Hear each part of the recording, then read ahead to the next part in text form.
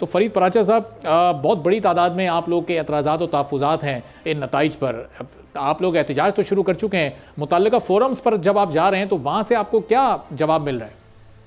जी बिस्मिल्लाहिर्रहमानिर्रहीम, हमने मुतल्लिका फोरम में ऐन इंतखाब वाले दिन भी उसका दरवाज़ा खटखटाया था, चाहे वो इलेक्शन कमीशन सिंध है या इलेक्शन चीफ इलेक्शन कमिश्नर है। हम ये समझते हैं कि ये इंतखाब पर वक्त होना, 8 फरवरी को होना और कराची को छोड़कर बाकी मुल्क में इंतखाबी अमल के दौरान कोई बड़ी गड़बड़ नहीं हुई, लेकिन न कराची के अंदर तो यूं हुआ है कि जैसे इंतखाब के साथ नताइज का सिरे से कोई ताल्लुक नहीं है। वहां तय कर दिया गया कि जो है वो इनको सीटें फलां को देनी है, इतनी फलां को देनी है, और इस अंदाज पर जब ये किया गया तो उसका नतीजा फिर ये था कि जी फॉर्म 45 और फॉर्म 47 के अंदर बहुत बड़ा फर्क है।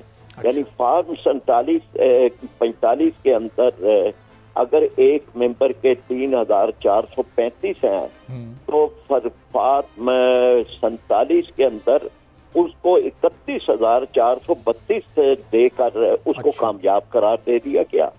और ये तमाशा जो है वो इस तरह कौमी असेंबली की सीटों पे भी, सूबाई असेंबली की सीटों पे। और फरीद साहब, ये अंदाजन कितनी सीट्स पर किया गया? यानी आपके पास तो सबूत और शवाहिद मौजूद होंगे अगर आप मुतल्लिका फोरम्स पर जा रहे हैं, तो ये कितने हलके ऐसे हैं कि जहाँ पर ये हुआ? कानूनी दरवाजा भी खटखटा रहे हैं, हम एहतजाज भी कर रहे हैं, हम सड़कों पे भी हैं, और कराची के इंतखाब पर कोई सिरे से, यानी यूं लगता है जैसे कराची से इंतकाम लिया गया। यानी ये है कि कराची को एक मर्तबा फिर आग और खून और उसी पत्थरखोरी और उसी के हवाले करने का कहीं फैसला हो गया। और कोटा सिस्टम, यानी अजीब और गरीब बात थी, आरओ से जो है वो जबरदस्ती लिए जा रहे हैं और उनको ये कहा जा रहा है कि बस यहाँ दस्तखत कर दें, और उसके बाद अगर ये टोटल किया जाएगा तो ये बात भी सामने आएगी। तो फरीद साहब, ये कौन, ये इंतजामिया कर रही थी? ये इंतजामिया कर रही थी या कोई सियासी जमात इसमें आप उसकी तरफ इशारा कर रहे हैं? क्योंकि ये जो बेनिफिट हुआ है, जो यहाँ पर सियासी जमातें जो जीती हैं, 15 MQM और 7 पीपल्स पार्टी, MQM को किया गया है। अच्छा, तो ये नहीं, उसकी वजूहात आपकी क्या समझ आती हैं? यानी आपका क्लेम कितनी सीट्स पर है कराची में? देखिए ना जी, हमारे पास तो बिल्कुल वाज़े आदाद शुमार मौजूद हैं। इसका फायदा ये था कि जी दबाव डाले जाएं, दबाव डालने के लिए भी तो एक पार्टी हो, वो जो जिनके हाथ में रिमोट कंट्रोल है वो पार्टी भी उनके पास हो, और वो किसी तरफ भी तवाज़न इधर से उधर करना है या उधर से इधर करना है, या अदम पहले एक पार्टी के साथ जोड़ना है फिर उसके खिलाफ करना है, पहले जो है वो, और खुद सिंध के अंदर भी यानी एक लीवर जो है वो मुख्तदार तबकात के पास रहे, तो इसी के लिए ये सारा कुछ किया गया। हल्कों में आप लोगों के साथ आप बकौल आपके के धांधली हुई है, तो वहाँ के तमाम पोलिंग स्टेशन के फॉर्म 45 और फिर उस पर सबके दस्तखत, ये तमाम डॉक्यूमेंट्स आपके पास मौजूद हैं जिनको आप पेश करेंगे आगे? कोई मामला तो ऐसा होता है कि जिसको ट्रिब्यूनल तक जाना है, लेकिन ये तो धांधली उसका एक अगली स्टेज है।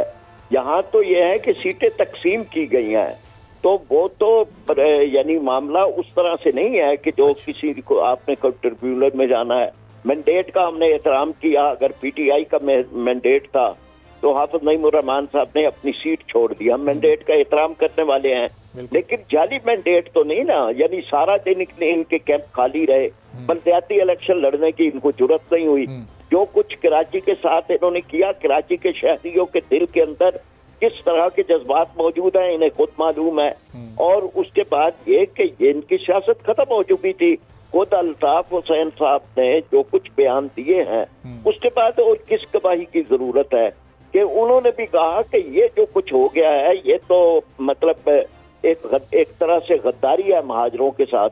अब अंदाजा लगाएं कि ये आप जिस सियासत पे जा रहे हैं, इस सियासत का आपको क्या फायदा होना है, और इस तरह के जाली मैंडेट के साथ आप किसके खिदमतगार? फरीद साहब, इस जाली मैंडेट को आप साबित कैसे करेंगे कि जाली मैंडेट है? ज़ाहिर ये सिर्फ कहने से या सड़कों पर एहतजाज करने से तो नहीं साबित होगा, कोई ऐसे सबूत, कोई शवाहिद ऐसे पेश करने पड़ेंगे कि उसके बाद ये साबित हो। ये साबित करने के लिए आपके पास क्या क्या कुछ मौजूद है? ये दोनों चीजें हैं हमारे पास। फॉर्म 45 है, हमने सारे एक एक फॉर्म 45 जो है वो हल्कों के इकट्ठे किए हैं। हम उसके मुताबिक जो है वो बिल्कुल कोई कमीशन कायम कर ले, यानी सुप्रीम कोर्ट सुओ मोटो ले चीफ जस्टिस और आजाद कमीशन कायम करे। उन फॉर्म 45 के मुताबिक जमात इस्लामी के उम्मीदवार कराची के कुछ हल्कों पर जीते हुए हैं। उन फॉर्म 45 के मुताबिक आज के आपके कुछ उम्मीदवार जीते हैं यहाँ पर। फराचे साहब को आवाज आ रही है? जी जी हाँ, नहीं आई थी। अब आप बताएं। जो फॉर्म 45 जो आपके पास मौजूद है उसके मुताबिक कराची के 22 हलकों में कितने हलकों पर जमात इस्लामी के उम्मीदवार जीते हुए नंबर 1 पर हैं? मतलब 6 के तो हमने आदाद शुमार जारी किए हैं। सूबाई असेंबली के 6 हलकों के। उसके अलावा बाकी हमारे पास जितने कुछ भी आ रहे हैं कौमी असेंबली के कुछ भी हैं। अच्छा। पीटीआई के हैं, यानी एमक्यूएम तो कहीं है ही नहीं ना, चौथे नंबर पे है। अच्छा। अगर कहीं पर कोई है कि या जमात इस्लामी है या पीटीआई है तो वो हमारे पास भी मौजूद है, उनके पास भी मौजूद है। सब्सक्राइब करें और बेल दबाएं ताकि कोई खबर रह न जाए।